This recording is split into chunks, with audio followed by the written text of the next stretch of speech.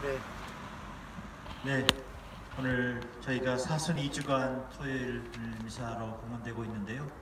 우리가 들은 오늘 탕자의 비유, 또 잃어버린 아들의 비유 이야기를 오늘 이렇게 함께 묵상했으면 좋겠습니다. 돌아온 탕자로 잘 알려진 오늘 복음의 비유는 한마디로 이 나라, 이 땅의 백성들이 간절히 바라는 소망에 대한 사실 이야기입니다.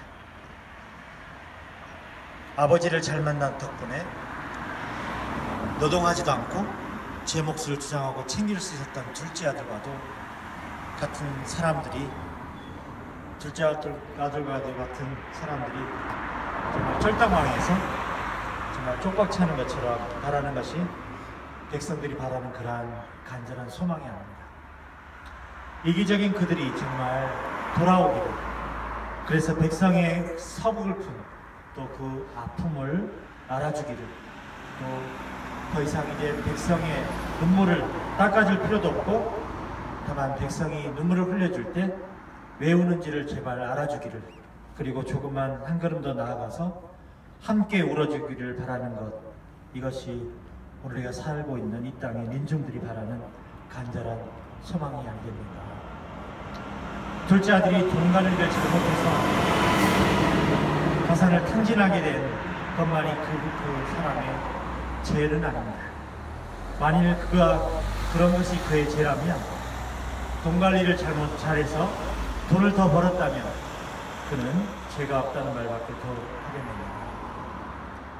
그는 아버지 곁을 떠났고 공동체로부터 자신을 분리해버렸습니다. 자기 혼자 행복을 찾으려고 했고 돈을 독점하고 또 가지려고 했습니다. 이것이 바로 오늘 둘째 아들이 갖고 있는 죄입니다. 아버지를 버리고 가정을 버리고 자기만의 행복을 추구하려고 하는 이기적인 삶. 그 삶이 비록 세상이 말하는 성공을 이뤘다 하더라도 그 삶은 죄인의 삶입니다. 이 세상 어느 누구도 개인의 행복만을 추구해서 참된 행복을 얻을 수는 없습니다. 진정한 평안한 공동선을 통한 것이야 합니다. 사람은 함께 살아가는 데 의미가 있고, 사람이라는 존재 자체가 그래서 관계 속에서 살아야 하기 때문입니다. 권력을 지게 되었다고 해서 못할 줄 없이 세도를 부리고 살아가는 사람들, 분단 상황을 정권 안보에 이용하고 악용하고 결여와 조국의 품에다가 못을 받고 살아가는 사람들, 결탁과 부정으로 기업을 일으키고 노동자를 착취하는 사람들, 또 자신의 이익을 위해서 공동체를 파괴해버리는 사람들, 이들 모두가 둘째 아들이 범한 죄를 똑같이 범한 사람들, 이기적인 삶을 청산해야 될 사람들, 모든 것을 잃었고 굶주리게 됐다는 것이 집 나간 둘째 아들에게는 회개의 동기가 되었습니다. 스펙을 높이 쌓는 사람, 경쟁에서 앞서가는 사람, 기에 부착에 재빠른 사람, 부와 권력을 가만히 가지고 누린 사람, 그들이 누리고 있는 부와 풍요, 지배와 권력이라는 것이 적어도 이 나라 이 땅에서는 연대하지 않는 죄로 누리는 부와 풍요요, 지배와 권력임을 그들은 알아야 합니다. 이 나라 이 땅에서 누리는 부와 풍요, 지배와 권력이라는 것은 결국 영혼의 빈곤과 영양실조를 의미하는 것임을 알아야 합니다. 자신의 영혼이 빈곤하고 자신의 영혼이 메말라감을 스스로 인지하지 못하고 있기 때문에 이 나라 이 땅에 가진 자들이 아직도 회개하지 못하고 아직도 이기주의 속에 머무르고 있는 것임을 그들은 알아야 합니다. 어떤 이들은 그렇습니다. 열심히 하기만 하면 돈도 벌고 뭐라도 하면 입에 풀칠 앓고 살 수 있는 게 이 나라 이 땅이 아닐까라고 말합니다. 그러나 이 나라 이 땅에 가난하고 힘없고 소외된 사람들이 자신들만의 잘못이나 게으름 많고 그런 처지, 그런 상황 속에서 살아가는 것이 아닙니다. 이런 말들은 참 많기도 하고 참 많이 듣기도 합니다. 열심히만 살아봐라, 어디 가서 한번 일만 해봐라, 그러면 어디 처박혀 있지 말고 그렇게만 살면 나름대로 사람답게 살아갈 수 있다고 합니다. 아무것도 하지 않는 것보다 분명 뭐라도 좀 하는 것이 나은 삶이 될 수 있을 것입니다. 그러나 우리가 살아가고 있는 대한민국의 현주소는 그렇지 못합니다. 양극화와 차별, 불공평 안에서 예전처럼 내가 일을 하고 싶다고 해서 일을 가질 수 있는 것이 아니에요.